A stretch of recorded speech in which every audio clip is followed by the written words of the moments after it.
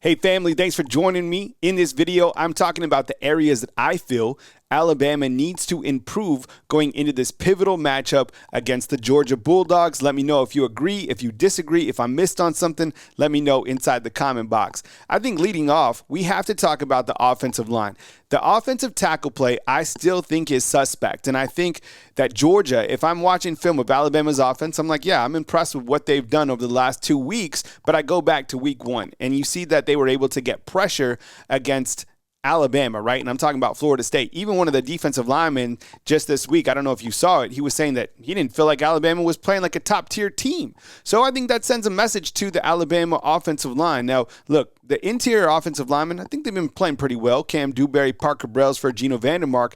But I specifically call out Caden Proctor, yes, and Wilcom Formby. I don't think that Caden Proctor has played up to his potential just yet, okay? So that's a challenge to him. And Wilcom Formby, we are watching him. So as you can see, when you look to the snap counts, he has 154 snaps at tackle.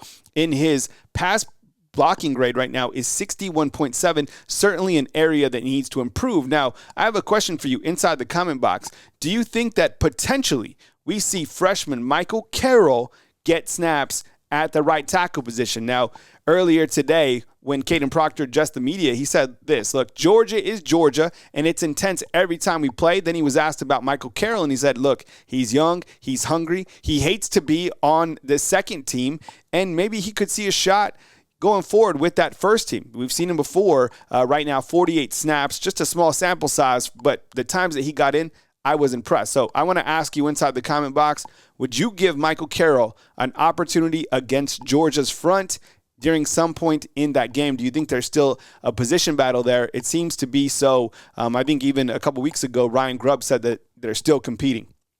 All right, let's talk about the running game. There's huge running game concerns. Do you feel right now with Alabama's running game, and look, we're really excited about how Kevin Riley is playing. He's playing at a very high level. But overall, this group hasn't been able to really get going. Now, you could look at it a couple different ways. Now, are they just missing Jam Miller over here? And is he going to add that extra spark that they need? Is it more of the offensive line not being able to get a push? Because some of those grades are low when you look to the run blocking grades. Or is it the schematics of Ryan Grubb? Or is it that Ryan Grubb is just basically taking advantage of what the defense is giving quarterback Ty Simpson?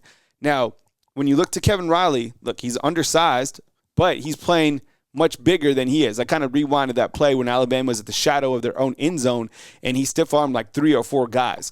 Now, Jam Miller will be back in this game against Georgia, and you kind of look to the production over the last couple years. Georgia's had a taste of him, right?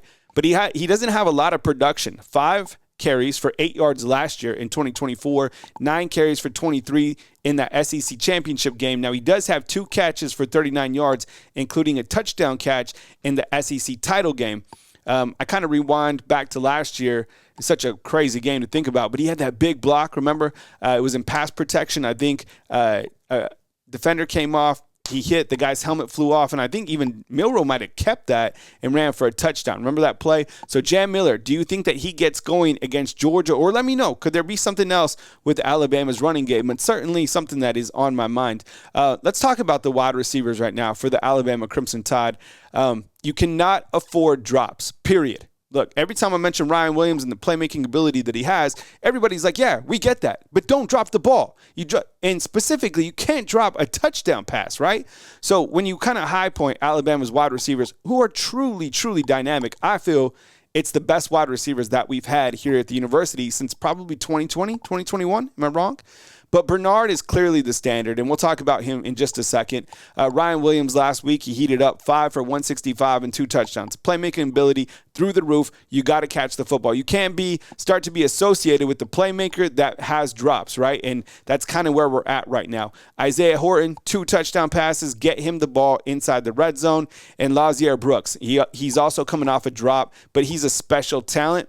Those 4 on the field, or if you mix and match, it's a dangerous and deadly combination to have to worry about where those guys are on the season. Brooks has 6 for 88 yards.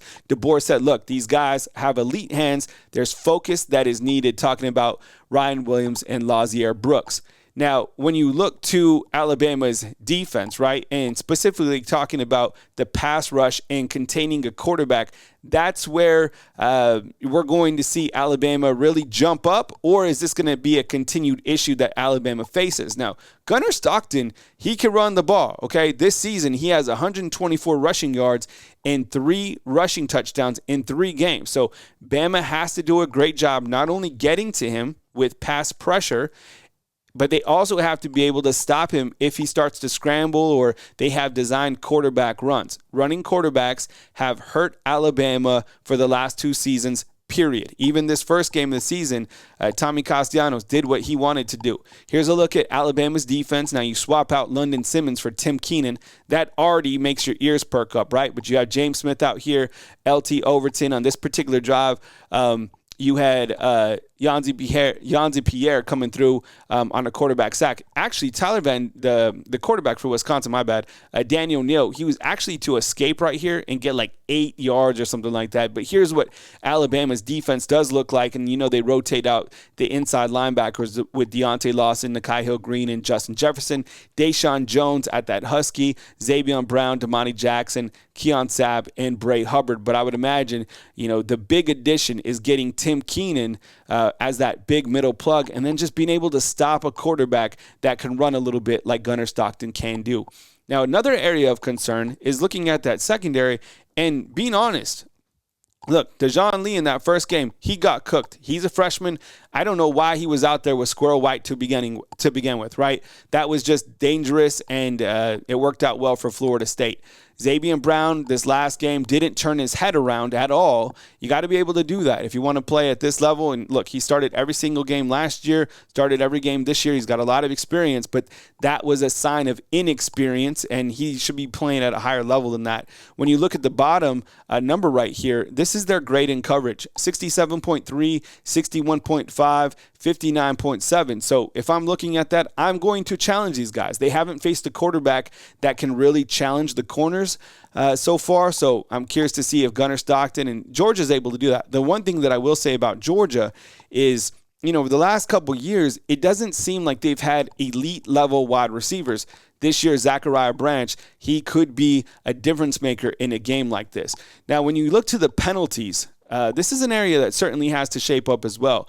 Alabama is right now ranked 84th in the nation in penalties. Now, that's down maybe 15 spots from the previous week, but it doesn't seem like this team is heavily penalized. It seems to be a common thing over the last couple years, and you can't have mental mistakes in a game like this. You can't have false. This game is going to be extremely loud. To kind of rewind to the game against Knoxville, right, when they were playing Tennessee, and all that noise was being piped in. You're going to have to be able to play through that. Kalen DeBoer has never coached at Sanford Stadium. 93,000, it's going to be the most challenging environment, that they played in quite some time. And they're going to have to be able to play through that and avoid mental mistakes that either kill drives or sustain drives for the Georgia Bulldogs, right? Discipline has to be paramount in a game like this.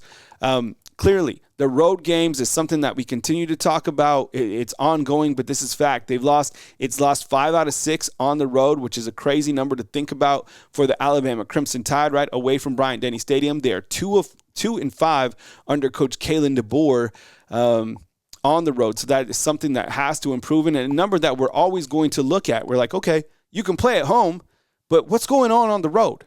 Right, because when you look to the road games Alabama has, you still got to go to Missouri, who's ranked. You still have to go to South Carolina, and if Lenora Sellers is playing, that's a ranked team. And you still have to go on the road at the back end against the Barn and Hugh Freeze. So that is something that certainly has to improve. I think when you look to kind of sum everything up, the offense, here are some items that you have to improve. And what has to be taken care of first is I really think the offensive tackle play. This team is so dangerous. If they can get the tackle situation really going and these guys start to play up to a high level, Alabama's offense could be an absolute buzzsaw, right? I mean, you've seen what Ty Simpson's been able to do when he is comfortable in the pocket. They have to be able to establish the run. I don't know what's going on there. That's kind of something that I'm still waiting to see. They have guys, no drops in big games, and of course, clean up on penalties. On the defensive side, pass rush. You gotta get a pass rush going. I know you got after Wisconsin. Georgia is not Wisconsin, and the rest of the way, you're not playing teams like Wisconsin. Stop quarterbacks that can run. There's plenty of quarterbacks that can do it in this league. Man coverage has to improve, and road struggles. Let me know if I missed anything in areas to improve inside the comment box. I hope you guys have enjoyed this video. It's the bye week, but we don't stop covering the team any single day, right? All gas, no brakes. I appreciate you being here. Roll Tide to you. I hope you're having an amazing Thursday. Get inside the comment box. Coming to you from beautiful Tuscaloosa, Alabama, Kyle Henderson of Bama Football on YouTube. See ya.